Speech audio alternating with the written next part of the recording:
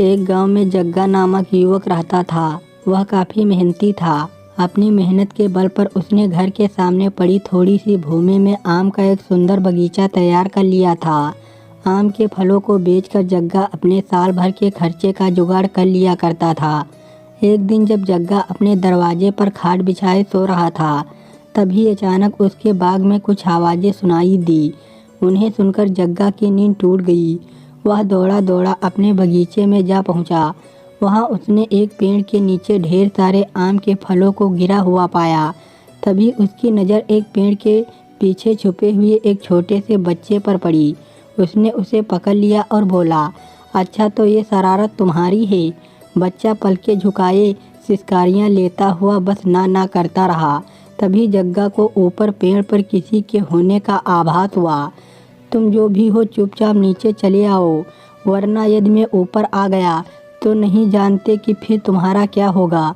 पेड़ पर बैठे बच्चे से जग्गा ने कहा। उसके ऐसा कहते ही पेड़ पर बैठा दूसरा बच्चा तपाक से नीचे कूद पड़ा। बस फिर क्या था, जग्गा ने दोनों बच्चों को पेड़ में बांधकर उसकी खूब पिटाई की। परिणाम स्वरूप पेड़ से बंधे हो दोनों लहूलुहान बच्चे पूरी रात बस सिसकारियाँ लेते रहे। धीरे धीरे सुबह हो गई। बच्चे के माता पिता उन्हें ढूंढते ढूंढते जग्गा के बगीचे में जा पहुँचे। वहाँ अपने बच्चों की ऐसी हालत देखकर वे बहुत क्रोधित हुए। देखते ही देखते सारा गांव जग्गा के बगीचे में इकट्ठा हो गया। खाट पर सोया जग्गा भी गांव वालों की आवाज़ें सुनकर जाग गया। बच्चे के माँ बाप ने जग्गा से पूछा, आखिर इन बच्चों का कसूर क्या है? इतनी सी बात के लिए कोई भला ऐसा करता है क्या? और वह भी बच्चों के साथ। बच्चे तो आखिर भगवान का रूप होते हैं, क्या तुम ये नहीं जानते? उनकी इन बातों से झल्लाए जग्गा ने कहा, अरे ये बच्चे नहीं शैतान हैं। इनकी वजह से मैं ठीक से सो भी नहीं पाता। इन्होंने मेरा दिन का चैन और रातों की नींद उड़ा रखी है। अब यदि कोई भी बच्चा मेरे बगीचे के आसपास भटकता नजर आया तो उसका भी यही हाल करूँगा। जग्गा काफ़ी शक्तिशाली था, ऐसे में उससे पंगा लेने की हिम्मत किसी में भी नहीं थी। उस दिन के बाद से जग्गा के अंदर बच्चों के प्रति नफरत और ज़्यादा बढ़ गई। हालांकि उसकी बूढ़ी माँ उसे हमेशा बच्चों से प्यार करने की नसीहत देती, मगर माँ की बातों का जग्गा पर कोई असर नहीं होता। उल्टे बच्चों से उसकी नफरत दिन ब दिन और बढ़ती चली गई। वह उन्हें अपना दुश्मन मान बैठा। एक दिन जब जग्गा के पड़ोस में नल गड़वाया जा रहा था, तब जग्गा की माँ ने उससे कहा, यदि हमारे दरवाजे पर भी ऐसा ही एक नल गड़ जाए तो तुम्हारे ना रहने पर मुझे दूर कुएं पर पानी लेने ना जाना पड़े। माँ की तकलीफ़ों को समझते हुए जग्गा ने आम के फलों को बेचकर नल गड़वाने का माँ से वादा किया। कुछ ही दिनों में जग्गा का बगीचा आम के फलों से भर गया, जिसे बेचकर ढेर सारे पैसे इकट्ठा कर लिए। अब तैयारी थी नल गड़वाने की। जग्गा ने देर न करते हुए फटाफट मजदूरों को बुलाकर दरवाजे पर नल गड़वाने का काम शुरू कर दिया। मजदूरों ने पूरा दिन पसीना बहाया, परंतु ताज्जुब की बात ये कि काफ़ी मशक्क़त के बाद भी वहाँ पानी नहीं आया।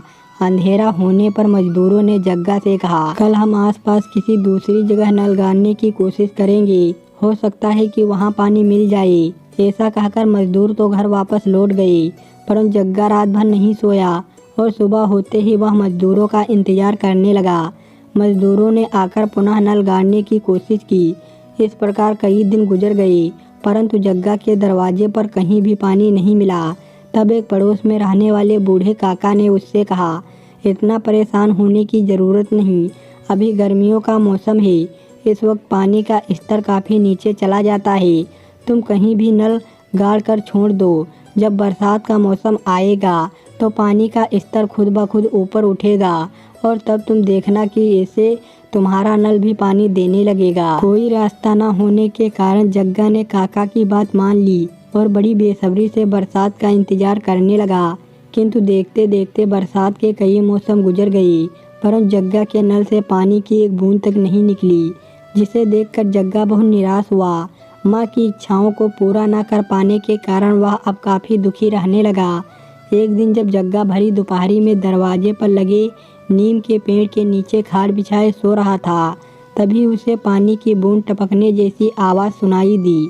वह आवाज़ को सुनते ही वह उठकर बैठ गया और इधर उधर देखने लगा। तभी उसकी नज़र अपने नल पर पड़ी। नल से पानी की पतली धारा गिर रही थी। यह देखते ही जग्गा खुशी से नल की ओर दौड़ पड़ा। वहां पहुंचने पर उसने नल के पीछे छुपे हुए एक छोटे से बच्चे को देखा। उसने आश्चर्यपूर्वक बच्चे से पूछा, क्या यह तुमने किया? बच्चा जग्गे के गुस्से से भली भांति वाकिफ था, फिर भी मन के सच्चे बच्चे ने धीमी आवाज़ में सिर हिलाते हुए हाँ कहा। यह सुनकर जग्गा बहुत खुश हुआ और उसने तपाक से बच्चे को गोद में उठा लिया और बड़े ही आश्चर्यजनक अंदाज में उससे पूछने लगा, आखिर ये तुमने कैसे किया? वह बच्चे से लगातार पूछा जा रहा था, परंतु बच्चा डर के मारे कुछ भी नहीं कह पा रहा था। तभी पीछे से जग्गा की माँ ने जग्गा से कहा, मैंने तो तुमसे पहले ही कहा था कि बच्चे भगवान का रूप होते हैं, उनके हाथों में कुछ भी संभव है, मगर तुम ही ना जाने क्यों इन बच्चों को अपना दुश्मन मान बैठे। इस दिन के बाद से जग्गा ने बच्चों को प्यार करना सीख लिया। बच्चे भगवान का ही रूप होते हैं, इसीलिए हमेशा उनसे प्यार से पेश आना चाहिए। बच्चे चाहे अपने हो या दूसरों के, परंतु हैं तो आखिर वे ईश्वर का ही रूप, इसीलिए उनसे कभी घृणा नहीं करनी चाहिए। कहानी अच्छी लगी हो दोस्तों तो लाइक और सब्सक्राइब करिए। धन्यवाद दोस्तों।